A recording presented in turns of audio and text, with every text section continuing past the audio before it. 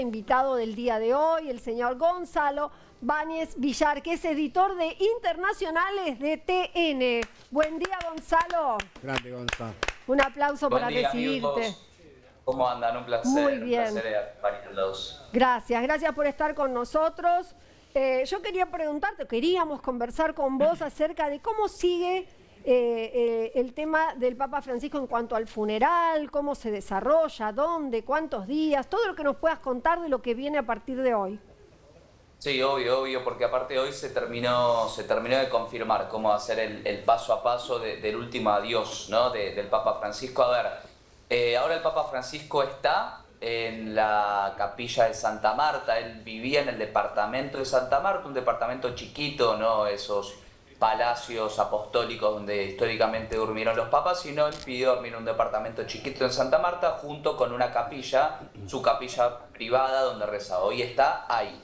Mañana va a ser trasladado a la Basílica de San Pedro y ya se confirmó hace unos minutos que a partir de las 11 de la mañana, hora Italia, o sea, las 6 de la mañana, hora Argentina, los fieles empezarán a poder ir a visitar y a saludar y a despedir al Papa Francisco. Los medios italianos hablan de por lo menos 500.000 de personas que van a ir en estos 3 días de velorio, ¿no? Porque va a ser miércoles, jueves y viernes en la Basílica de San Pedro. Y después el sábado a la mañana, a las 10 de la mañana hora Italia, o sea, a las 5 de la mañana hora Argentina, es que va a ser el funeral oficial, ahí sí el último funeral, donde van a asistir mandatarios, presidentes y líderes de todo el mundo, donde van a estar los mandatarios latinoamericanos, Javier Milei, Luis Ignacio Lula da Silva, Donald Trump, Emmanuel Macron, Giorgia Meloni. Bueno, todos van a ir al funeral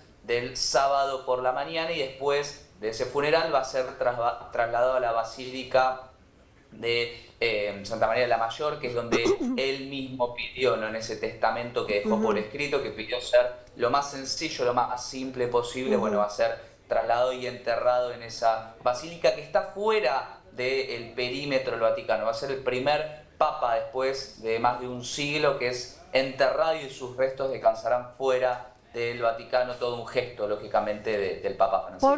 ¿Por qué va a suceder eso? ¿Qué se interpreta de ese gesto?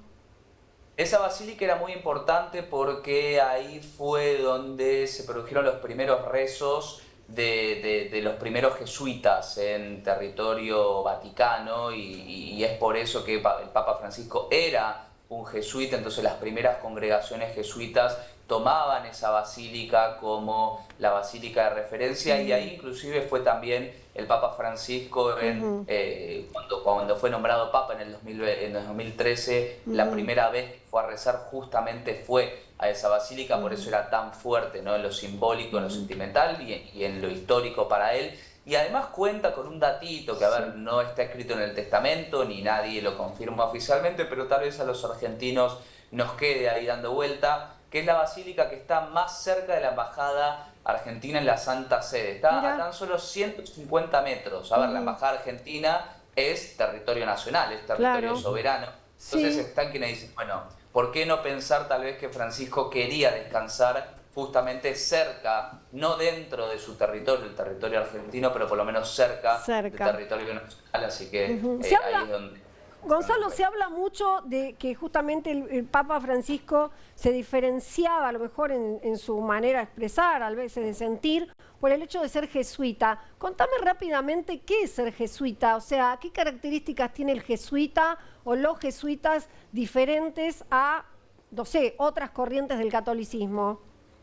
A ver, la corriente jesuita es una corriente dentro del catolicismo social, ¿no? Donde se caracteriza justamente por el servicio pastoral, por el servicio justamente social, la cercanía con la gente, ni más ni menos, ¿no? Con el pueblo, con la gente de a pie. Y por eso es que tantas veces Francisco, y a diferencia, ¿no?, de otros papas, siempre se mostró muy sencillo. La anécdota de cuando lo nombran, lo eligen papa, que le llevan, ¿no?, todo lo más pomposo, desde los zapatos, los anillos, la túnica. Él dice, no, yo con esto estoy bien, ¿no? El más bajo perfil sería, eso es característica de los jesuitas, y por eso también la lápida y por eso también todo el protocolo del funeral que fue reformado por Francisco después de la muerte de Ratzinger, de Benedicto XVI, en diciembre del 2022. Francisco vio todo lo que había sido la ceremonia de despedida de aquel papa y dijo, no, para lo mío lo quiero más sencillo. Y ahí fue que lo simplificó. Pidió en su testamento que en la lápida solo diga Franciscus. Por ejemplo, hoy tiene una lápida que consta de solamente un cajón, ¿no? Pero antes eran 3, por ejemplo, de distintas características, de distintos materiales donde descansaban los restos del sumo pontífice. Así que los jesuitas justamente, y esto es lo que pregonó Francisco a lo largo de su papado, buscan estar cerca, toda la iglesia lo busca, pero tal vez los jesuitas tengan una característica más fuerte de lo social o pastoral. Por eso es que muchas veces Francisco fue a lugares recónditos del mundo, ¿no? Uno de sus últimos viajes fue Sudán del Sur, un país inmerso en una grave crisis provocada por una guerra civil, donde hay miles y miles de muertos, con pobreza, con hambruna, con situaciones sociales extremas. Bueno, esa es la característica y el legado, sobre todo, que quiere dejar, porque todavía está sucediendo, ¿no? Este último adiós de Francisco que quiere dejar Jorge Bergoglio en la Santa Sede. Gonzalo, te quiero preguntar, al mundo árabe, por ejemplo, o a la India, ¿le llega el tema del fallecimiento del Papa Francisco? Es decir, ¿los conmueve, les interesa, están ajenos a esto? ¿Cómo se maneja eso?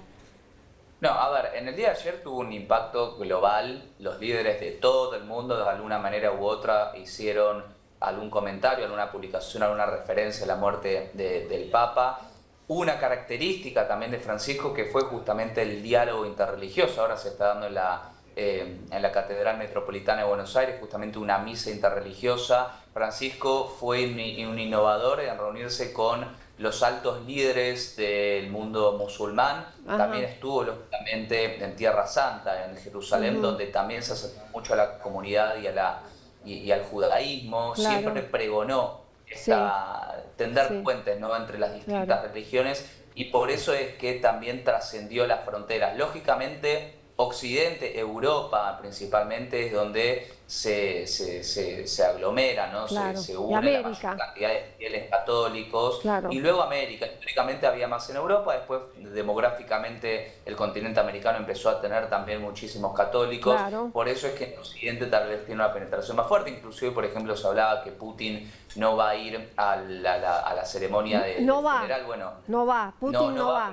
¿Por qué? Rusia reconoce a la Iglesia ortodoxa, ¿no? Que no es la Iglesia católica romana. ¿El presidente de China va, por ejemplo? Hay dudas sobre la presencia de Xi Jinping, posiblemente no esté, pero bueno, no estaba confirmado. Los que están confirmados son Zelensky, casi todos los europeos, Macron, Meloni, Starmer, la presidenta del Consejo Europeo, Donald Trump también estará. Primero dijeron que no iba a estar, después confirmó ayer a la noche que sí estará. Así que sobre todo habrá presencia occidental, pero también presencia asiática y africana, teniendo en cuenta que África fue un continente donde Francisco pisó fuerte, e inclusive se habla también de por qué no un próximo papa, un papa negro, ¿no? Eso te iba a preguntar también, ¿no? ¿Cómo se va a gestionar la elección, vamos a decir, o la selección del próximo papa? Cuando vos me hablas de un papa negro, estamos hablando del mundo católico, sí, sin lugar a dudas, ¿no? Eso es obvio lo que pregunto, ¿no? Papa de África, claro, porque también hay muchos musulmanes, hay como de todas las religiones. Bueno, medio obvio, perdón lo que pregunté. Pero voy al hecho de qué característica tiene que tener un papa para que lo elijan. ¿Por qué? ¿Cómo es la selección? ¿Qué ven? ¿Qué evalúan? Bueno, primero tiene que ser cardenal. Tiene que ser cardenal, por ende tiene que estar ya, sería en el rango de cardenal, que es uno de los títulos dentro de la Iglesia Católica. Para ser cardenal, el Papa lo tiene que impulsar, lo tiene que nombrar. Y después, ¿cómo se organiza esto? Hay un cónclave, el cónclave se va a desarrollar posiblemente, empiece entre el 6 y el 10 de mayo. ¿Cómo es el cónclave? Se reúnen todos los cardenales. Menores de 80 años pueden votar, mayores de 80 años están ahí solo como consejeros. ¿Cuántos son los menores de 80 años? 135 cardenales. Entonces se reúnen todos los cardenales y hay hasta 4 votaciones al día al día después de distintas deliberaciones. Entonces, la primera votación a la mañana son 2 a la mañana, 2 a la tarde, la primera votación a la mañana, los 135 que pueden votar escriben en un papelito el nombre del candidato al que ellos quieren votar, o sea, se votan entre ellos básicamente y se obtienen 2/3 de los votos de los cardenales presentes, es electo papa. Así sucesivamente hasta que se consigue el 2/3. Si se vota hasta 30 veces y no se consigue 2/3, el voto pasa a ser por mayoría simple. Lo que se busca es que la Iglesia, sobre todo, busca que sea una elección rápida, porque una elección rápida demuestra como cierta cohesión y que la Iglesia internamente está unida. A más extiende la votación, más fragmentación interna. Seguro. Y de ahí puede ser, por ejemplo, se decía, los cardenales menores de 80 votan. ¿Puede ser papa un cardenal mayor de 80 años? Sí, puede ser. Es extraño porque se estaría apuntando a un papado corto. Lo mismo si un cardenal muy joven se estaría apuntando a un papado muy largo. Por eso suelen tener los papas entre 70 y 75. Francisco tenía 76 cuando fue electo, ¿no? Perfecto. Facundo Ventura. Gonza, ¿cómo estás? Te hago una pregunta. Si bien esto es muy reciente, ¿hay algún cardenal que ya como que pique en punta como para decir, este es el candidato a suceder al Papa? Porque en la elección anterior yo recuerdo que antes de elegirlo a Francisco, ya se nombraba como que Francisco era uno de los candidatos a ocupar ese puesto. Sí. A ver, y hay de todos los continentes, te digo. A ver, el principal tal vez podría llegar a ser un italiano que se llama Matteo Zuppi, tiene 69 años, tiene un perfil bastante progresista, reformista, ¿no? O sea, seguiría la línea de Francisco. Muchos hablan de que tal vez es hora que vuelva un europeo al Vaticano, y si vuelve un europeo posiblemente sea un italiano. Y acá también es importante marcar el gran debate que se va a plantear ahora es si el Vaticano sigue la línea de Francisco, esta línea aperturista, reformista, progresista, o vuelve una tendencia más conservadora, ¿no? En esa línea progresista, vamos a llamarle, también hay un filipino de 67 años, sería un papa joven, pero bueno, un sudeste asiático está tomando cada vez más relevancia. Y también hay un cardenal ganés, Peter Turkson, que también tiene un enfoque muy social. Por eso algunos se animan a soñar o pensar tal vez con un papa africano. Y después del lado más conservador hay un norteamericano, aunque es difícil pensar en un estadounidense como papa, siendo Estados Unidos un país más bien protestante, no tan católico exactamente. Después hay un húngaro que tuvo en su momento una fuerte presencia política. Acá los cardenales juegan también en lo político, inclusive quienes saben mucho del día a día del Vaticano dicen, por ejemplo, en el caso del húngaro, que no tiene diálogo con los periodistas, por ende también que necesitan esa cuestión de la rosca y de las campañas y de te llevo y te traigo. Existe en el Vaticano, como en cualquier parte del mundo, como cualquier país que elige a su mandatario. Bueno, lo mismo pasa en el Vaticano. Y ahí entre los conservadores también hay un cardenal de Guinea, un guineano que tiene 79 años y es como el más ultra recontra archiconservador de los africanos, que también está entre los nombres en danzas, pero no hay un súper favorito que digas, y este tiene todas las de ganar. Si uno tuviese que inclinarse, tal vez sería un italiano, pero la verdad es que está todo abierto también. Ok, Rosy. Gonza, tocando el tema de los cardenales, ¿cuál es el cardenal actual que quedó hasta que se vuelva a elegir al Papa? Bueno, ahora quedó, no es que, o sea, no hay claramente, está bien la pregunta, porque no es que hay un papa sustituto por un tiempo, ni mucho menos. Hay una figura que se llama, que se la conoce como el camarlengo, ¿no? Que es un cardenal que el propio Francisco había nombrado, es norteamericano, se llama Kevin Farrell, es un asesor muy cercano a Jorge Bergoglio, y durante los últimos años de papado estuvo al lado de Jorge Bergoglio y había sido designado justamente como camarlengo, que es la figura que controla, supervisa y monitorea todo este proceso, donde hay, imagínense, un montón de cuestiones que se ponen sobre la mesa, de seguridad, de protocolos, de invitaciones. La Secretaría de Estado, que es como la Cancillería del Vaticano, también tiene un rol central, así que él va a ser quien tenga las riendas de alguna manera del Vaticano hasta que haya nuevo papa, pero sin poder de firma, ni de decisión, ni de designación, ni mucho menos. Todos los cargos del Vaticano se cayeron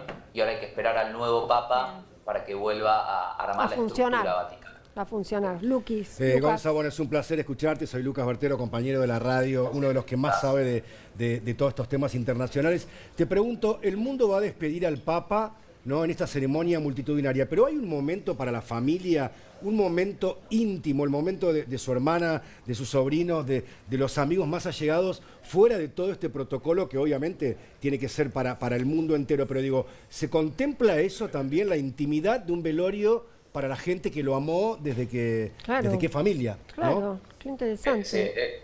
Es buenísima la pregunta y eso está pasando ahora, Luqui, está pasando ahora. Justamente cuando estas primeras horas en que queda en la capilla Santa Marta, que es al lado de su departamento, está reservado para la intimidad. Perfecto. Así que los familiares de Francisco ya en el día de ayer viajaron al Vaticano. Hoy justamente Nelson Castro, que está allá en el Vaticano, el libro La Salud de los Papas, contaba, ¿no?, que esa cuestión, porque imagínense ustedes, y lo contó muchas veces Francisco, él subió al avión con una valijita y con la ropa que tenía puesta y nunca más volvió a la Argentina. Y el nunca más volver a la Argentina no es solamente lo que nosotros decimos de la cuestión política, social, es nunca más volver a su casa, nunca más volver a ver a sus familiares. Lógicamente él mantuvo un vínculo fluido con sus familiares más cercanos y con los no tan cercanos también, pero a la distancia, ¿no?, desde el Vaticano. Entonces, y se mantuvo siempre en mucha reserva también su vida personal por fuera de lo que es lo que era ser sumo pontífice, pero estas horas en las que está en la intimidad de Santa Marta hasta el día de mañana, que es que va a ser trasladado a la Basílica de San Pedro, son las horas en las que tienen sus familiares para tener el último adiós en privado, ¿no? Con cajón abierto, con un rosario en las manos. Hoy se difundieron las fotos, la verdad, fuertísimas, pero bueno, son estas horas para el último adiós en privado. Realmente, Gonzalo, felicitarte porque es increíble la cantidad de conocimiento que tenés sobre este tema, y siendo editor de internacionales de TN, debes tener este nivel de conocimiento de todos los temas. Claro que sí, claro que de sí. todos los temas. Además, sos con la claridad que increíble. explica. Entonces, en gran ayuda también de los que saben realmente y que siempre nos ayudan en todos los temas para evacuar algunas dudas y bueno, y en tratar de entender, ¿no?, dinámicas que son súper complejas, súper difíciles, y no dejar de ver también, y esto me parece lo más importante, que por ahí es un poco más profundo, pero el nuevo Papa va a entrar al Vaticano en un nuevo mundo también, ¿no? El nuevo ¿Por Papa, qué? ¿A qué te referís? La Iglesia sabe que el mundo está entrando en una etapa de reforma total, comercial, política, la relación entre las personas, la tecnología, la inteligencia artificial, el medio ambiente, el rol de la mujer, y esos desafíos va a tener también la Iglesia, ¿no? Adaptarse a esa situación, porque si no se va a quedar afuera de todo, y ese es el debate más profundo que está teniendo hoy por hoy el Vaticano. Así que indudablemente el nuevo Papa va a marcar el inicio de una nueva era en el Vaticano, pero posiblemente también el inicio de una nueva era a nivel global, que lógicamente nos impacta a todos los argentinos también. Me dejaste abierta una pregunta y antes de cerrar, ¿podría haber un Papa mujer? No, porque no hay cardenales mujeres hasta el momento. Planteado el debate de que lo haya. A ver, Francisco, lentamente hay un rol de influencia de las mujeres que forman parte de la Iglesia, pero no directamente, porque no hay cardenales mujeres, básicamente. No hay cardenales.